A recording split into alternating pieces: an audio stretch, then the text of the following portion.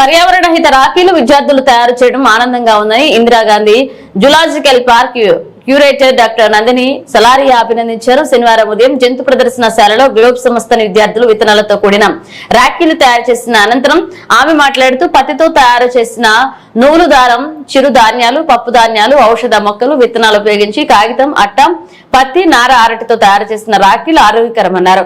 Eco friendly రాఖీలు ఆరోగ్యకరం, ఆనందదాయకమన్నారు. పర్యావరణానికి మేలు జరిగే విధంగా ప్రతి ఒక్కరూ జీవించాలన్నారు. ఈ నెల 18వ తేదీన ఆదివారం ఉదయం విశాఖ జూలో వృక్షాబంధన్ మహోత్సవం నిర్వహిస్తున్నామన్నారు. వృక్షాబంధన్ కార్యక్రమానికి మహిళలు రావాలన్నారు.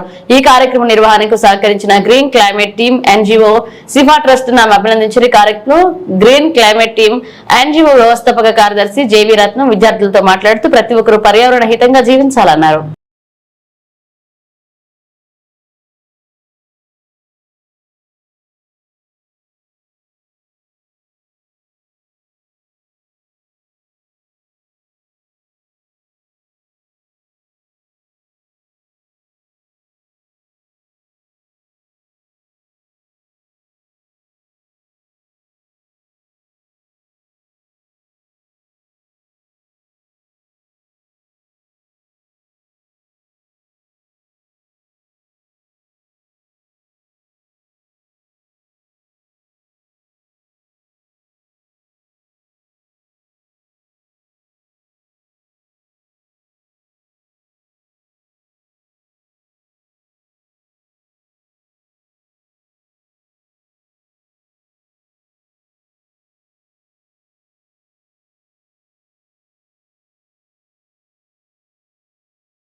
సో నమస్కార్, నేను Nandini Salaria, curator Indira Gandhi zoological park.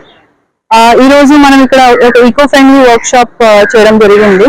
అక్కడ ఏంటంటే గ్లోబ్ స్కూల్ నుంచి మనకి 70 మెంబర్స్ పిల్లలు వచ్చారు. వాళ్ళు మంచిగా ఈ రాఖీలన్నీ ఈకో ఫ్రెండ్లీ రాఖీస్ అన్ని తయారు చేశారు. మనకి అంటే ఇలా కూడా ఒక రాఖీ అనేది కాన్సెప్ట్ ఉంటుంది అనేది పిల్లలకి ఈ రోజు చెప్పడం జరిగింది. ప్లస్ ప్రాక్టికల్ గా డెమోన్స్ట్రేషన్ చేయడం జరిగింది. విచ్ విల్ అంటే వాళ్ళ మైండ్స్ లో ఉండిపోతుంది ఇది ఎప్పుడైనా సరే. సో ఇలాంటి యాక్టివిటీ చేసేటప్పుడు మనం మాట్లాడతాం కానీ యాక్టివిటీ చేసినందుకు వాళ్ళ మైండ్ లో అవి ఉండిపోతాయి. కాబట్టి అదే ఉద్దేశంతో మనం ఈ యాక్టివిటీ చేయడం జరిగింది. సో ఖచ్చితంగా ఒక ఈకో ఫ్రెండ్లీ లైఫ్ స్టైల్ అనేది వాడుకోవాలనేది వాళ్ళకి ఇంకా ఒక ఐడియా ఇలా చేయొచ్చు అనేది వాళ్ళకి గుర్తు వస్తుంది ఎప్పుడైనా సరే. సో ఈ రోజు మనకి Sifa trust organisation plus green climate foundation organisation వాళ్ళు మనతో కొలాబరేట్ అయ్యి మన జూతో కొలాబరేట్ అయ్యి ఈ యాక్టివిటీని ఆర్గనైజ్ చేయడం జరిగింది. So we're really thankful to them. So tomorrow also రేపుకి మనం వృక్ష బంధన్ అనేది ఒక ప్రోగ్రామ్ ఆర్గనైజ్ చేయడం జరుగుతుంది. దాంట్లో ఏంటంటే ఇప్పుడు ఈ ఒక చెట్టు ఉంది. ఈ ఒక చెట్టు అంటే మనకి ఎన్ని సంవత్సరాల ఏజ్ కూడా మనకి తెలియదు. 100, 200 ఏంటి పైనే ఉంటది ఖచ్చితంగా. సో అండ్ ఇలాంటి చెట్టుకి మేము చూస్తూ ఉన్నాము. Maybe it is home to more than 200-300 nest అన్నమాట. సో ఎన్ని పిల్లలు పుట్టాయి దీని మీద, చాలా రకాలుగా బర్డ్స్ కి ఎంతమందికి ఇది షేడ్ ఇస్తుంది, ఫ్రూట్స్ ఇస్తుంది. సో ప్రతి ఒక్క వృక్షకి ఒక చెట్టుకి ఒక ముఖ్యమైనత ఉంటుంది. దీన్ని సెలబ్రేట్ చేసుకోవడం కోసం మనం దీన్ని కూడా ఒక రక్షాబంధన్ లాగే వృక్షాబంధన కాన్సెప్ట్ తో తీసుకువస్తున్నాము.